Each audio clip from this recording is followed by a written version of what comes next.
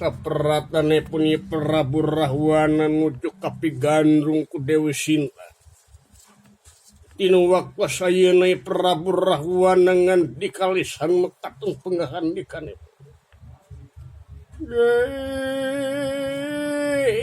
Nyai,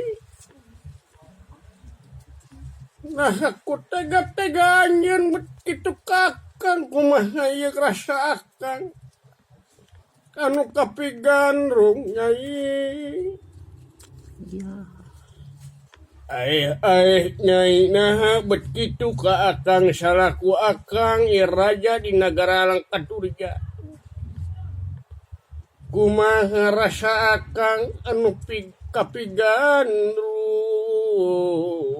tubah iya. Nyai cinta akang mika cinta ka hidup nyai. Lamun syarek tengah puting tarat di balantaran ieu ka impi-impi wae ku hidup. Kedah kumaha kang tinu waktos ayeuna nya.